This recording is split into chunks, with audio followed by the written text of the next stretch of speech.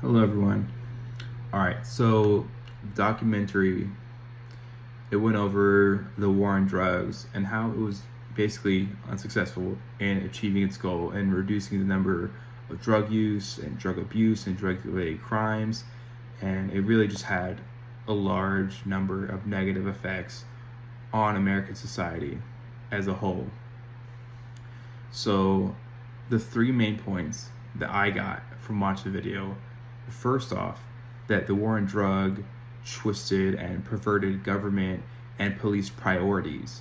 You know, the war on drugs would put a priority on cracking down on drug related offenses. And, there's some importance in that. But specifically, the problem with this is that they really cracked down on marijuana. The war on drug misused sources like government agents, SWAT teams, and police, where there should have been more of a focus on like violent crimes like homicides and cracking down on that stuff. They instead looked over to nonviolent crimes, and like I said before, specifically arresting marijuana users, and they should have had more focus on other criminals. And with this, with the hauls they would do, and they'd get money from these big drug busts that would be used to upgrade their police vehicles and what weapons they were using and their armor. And this kind of led to a militarization of the police. And often when searching houses for drugs and evidence for drug use, SWAT teams would be employed, as we saw in some videos in the documentary. And this really made it feel like a war on drugs, since SWAT teams are more militarized and lethal and violent than normal police searches. And we saw, people getting shot who were just people that had, some marijuana on them, or people that were alleged drug lords.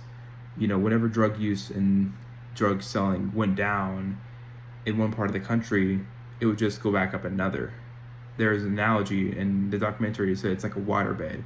We push down the water in one part of the bed, it'll pop up in another.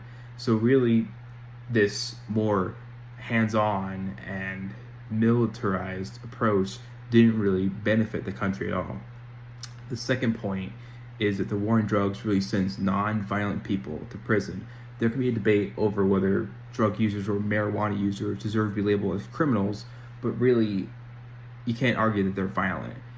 In the video at the start, Richard Nixon said that the war on drugs, in a way, he was aware it was going to kind of punish leftists, certain minority groups, and protesters in that audio recording, because he referred to these groups as immoral groups.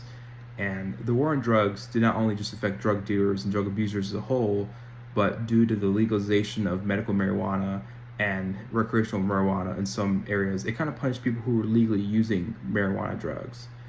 And these people were still criminalized despite the fact that it was legal in some states and it was like a state matter. And workers at dispensaries were arrested, dispensaries were raided, and some people from those dispensaries were put in prison for large amounts of times. And the fact that these people were being arrested for 10 to 20 years in some cases for just working at marijuana dispensaries or possessing marijuana, it tore families apart. We saw children who didn't get to see their father until they were in their 20s. And it just, having these nonviolent people in prison also introduces them to violent criminals and drug abusers who abuse harder versions and harder drugs. So really, it's introducing these people who weren't doing much to begin with into much more dangerous territories and peoples. I think the third main point was really the effect that this war on drugs had in Mexico. Since the United States often wants other nations around it to follow its own policies, this led to Mexico also going into a war on drugs. However, this had an even worse effect. It did in America because of the cartel and the violent nature of the cartel.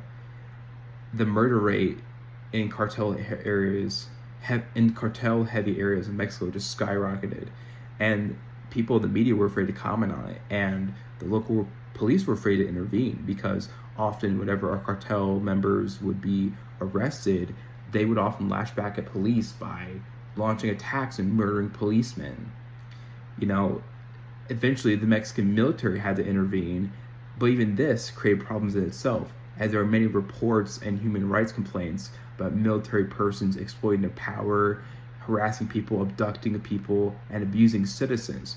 So really, the whole war on drugs mostly had negative side effects, and it had some small positives in regard to reducing drug-related crime, but even then, it all just circulated around to not really mattering much in the end because there weren't really any long-term benefits.